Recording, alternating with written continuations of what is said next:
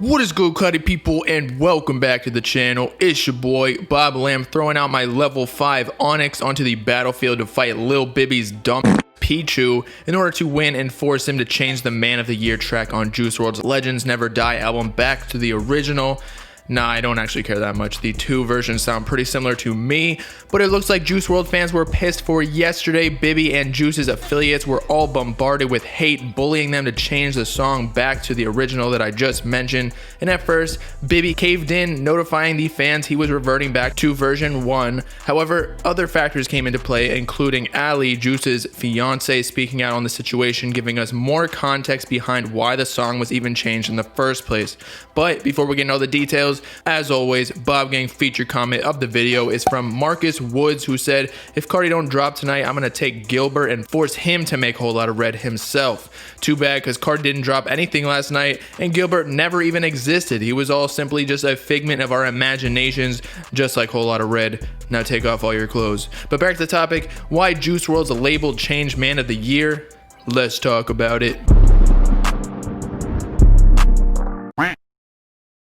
Okay, so as we've mentioned in a few videos at this point, a lot of the hardcore Juice fans aren't too happy with how Juice WRLD's label, aka Lil Bibby and others, have handled the album rollout and overall track list of the first posthumous album. Seems like Bibby can't do anything right in their eyes, and this is no exception, for yesterday morning fans were abruptly surprised with a new version of the Man of the Year Grail on the Legends Never Die album that included a different instrumental / beat than the original, even though in my opinion fairly similar still, as well as a new verse that replaced the middle of the song. Not to mention, part of the hook's lyrics, or bridges I guess, were changed from "I know my lyrics saved you" to "I know I'm here to save you," due to what fans believe to be some sort of legal issue with Juice's label not wanting to be liable for such a strong claim. However, I doubt that, given all the info we'll soon discuss. Additionally, the mix on this partial lyric change sounds kind of chopped, like Juice didn't actually even record the words, rather the engineer used syllables from various other words to form the new lyric of "here." And lastly, another line fans were upset with being taken out of the track was the famous "Big 2 probably won't fit in your mom." Not gonna lie, I was crying in my sleep over that one too, as I suffer from the same issue as Juice WRLD. But in summary, with over half the song being changed so all of a sudden with the beat, a verse, and the bridge, fans were furious on social medias, letting Juice's team know how they felt. Since Lil Bibby has already been painted as the bad guy throughout this entire album rollout due to the tracklist choice, cover, etc. by the hardcore fans, even though he has accomplished first week sales of almost 500,000, which would be the highest debut by any artist in 2020 I might add, Bibby had to respond in order to make amends with the fans, or at least justify why the changes were even made in the first place. So after being harassed for hours yesterday, Bibby finally responds on Twitter stating, "I'm changing it back now, give me a minute," causing fans to celebrate in his replies for successfully bullying their first person in their life to doing what they want on social media. However, the change was only temporary, for Juice's label once again shortly after changes it back to the second version again that fans displayed so much hatred for.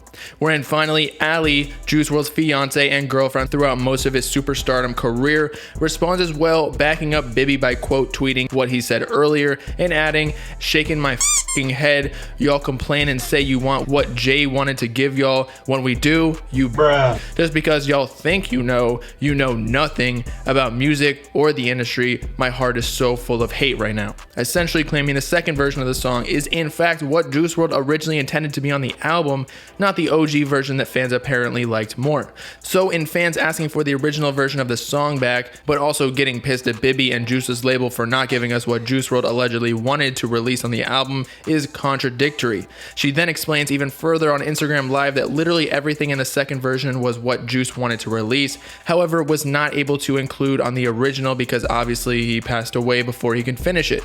From the change in the lyrics, meaning the new verse and change in the bridge, to the instrumental / beat wherein Juice allegedly wanted violins in the background, which you can hear at the very end of the new version. And lastly, she once again defends Bibby and all of the contributors to the song and album for working day in and day out for 5 days straight allegedly to release what Juice WRLD really intended on the album. The change was all supposed to be a fan surprise to show the progression of Juice's creation process that turned sour simply due to him not being here, and no one can prove definitely what he would have wanted. One thing for sure though is that he wouldn't have wanted the fans and label to be arguing, just enjoy the music. To understand that Man of the Year was worked on for 5 days. No one slept. No one did anything to make it exactly how Jared wanted it. Exactly how Jared wanted it before he passed away. I know you guys don't get that. I know you don't get that because you don't get this life. But you literally don't understand. You just took something away from me that literally meant the world to me. The world. Man of the Year, I listened to it when it, like, the first one, because I was like, this is not the one Jared wanted. And we worked on it for 5 fucking days straight. And then it was supposed to be a, like, surprise for you guys. But all you guys have to do is sit here and talk fucking shit. This shit was worked on day in, day out. No fucking sleep by Grammy fucking winning goddamn people. Like, are you out of your fucking mind? Are you out of your fucking mind? This is what I wake up to this morning. Fucking unappreciative. Don't ever come at Bibby. One, never come at Bibby ever on some bullshit for a fucking song you think is supposed to be a certain way. I'm letting you know right now, that's how Jared wanted it. That's what he was doing. That's what he wanted it to be.